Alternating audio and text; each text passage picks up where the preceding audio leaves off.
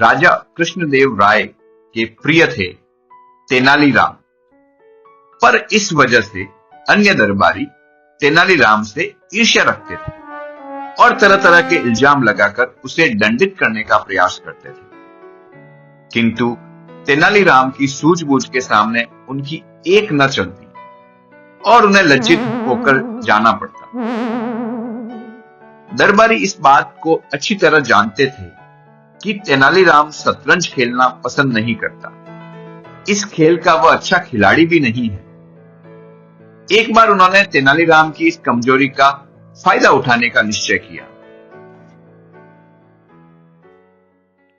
अगले ही दिन एक दरबारी राजा के पास पहुंचकर बोला, महाराज, आप तो शतरंज के बहुत शौकीन हैं, पर बहुत दिनों से आपने शतरंज नहीं खेला, ऐसी क्या बात है?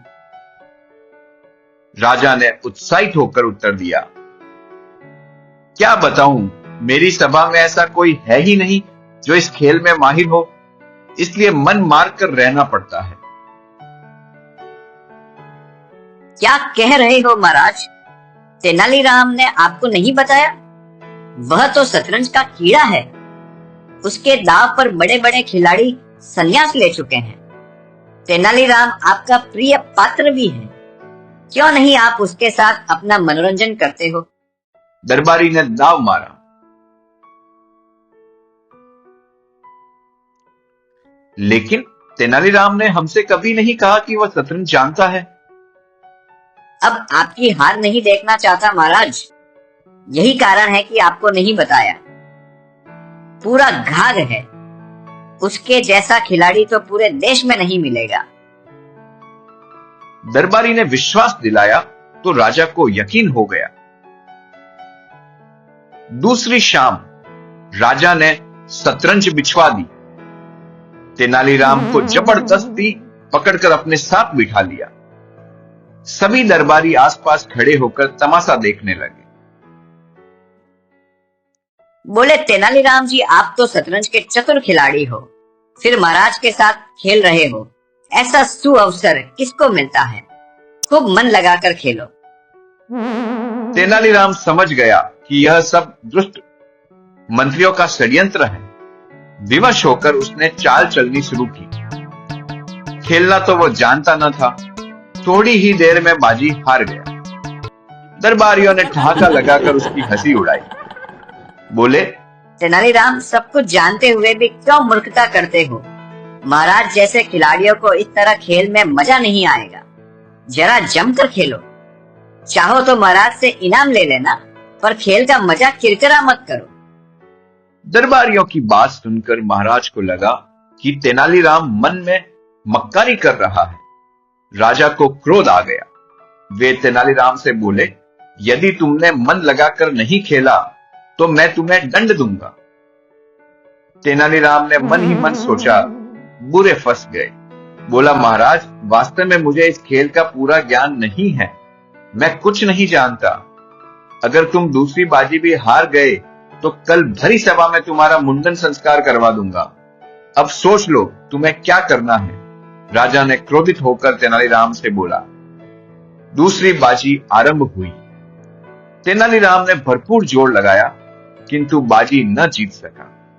एक ही झटके में वह हार कर एक किनारे बैठ गया।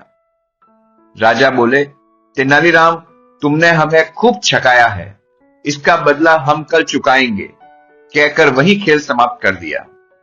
अगले दिन दरबार लगते ही राजा ने नाई को बुलवाया और आदेश दिया कि तेनालीराम के पूरे सिर के बाल उतरे से मूंड दे।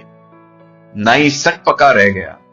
इतने बड़े आदमी का सिर कैसे मूंड दे? परंतु राजा की आज्ञा को टाला नहीं जा सकता था। वह बैठकर अपना उत्तरा तेज करने लगा।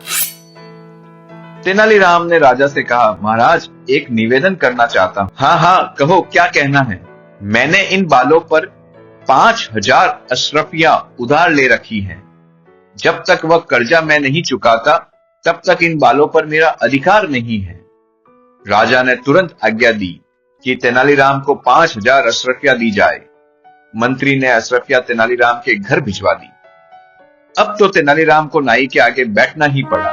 नाई ने जैसे ही सर की ओर उत्तरा बढ़ाया, तेनालीराम ने उसे रोक लिया और धीरे धीरे मंत्रों का उच्चारण करने लगा। उसकी यह क्रिया देख राजा आश्चर्यचकित हुआ। बोला, अब क्या ढोंग रचने लगे तेनालीराम, मुंडन जल्दी करवाओ। तेनालीराम बोला, महाराज, हमारे यहाँ सिर का मुंडन माता पिता के स्वर्ग सिधारने पर ही किया जाता है। मेरे माता पिता दोनों ही स्वर्ग सिधार चुके हैं। अब तो आप ही मेरे माता पिता हैं। आपका कोई अनिष्ट ना हो, इसलिए प्रभु से प्रार्थना कर रहा हूं। अपने अनिष्ट की बात सुनते ही राजा घबरा उठा। बोला, अरे, यह तो मैंने सोचा ही नहीं था। आपको मुंडन कराने की जरूरत नहीं है। मैं अपने आदेश को वापस लेता हूं। राजा का इतना कहना था कि दरबारियों के ऊपर घड़ों पानी पड़ गया। तेनालीराम ने 5000 अशरफियां भी मार ली और मुंडन कराने से भी बच गया। शतरंज में मात खाकर भी उसने अपने विरोधियों को ऐसी मात दी कि उन्हें बहुत लज्जित होना पड़ा।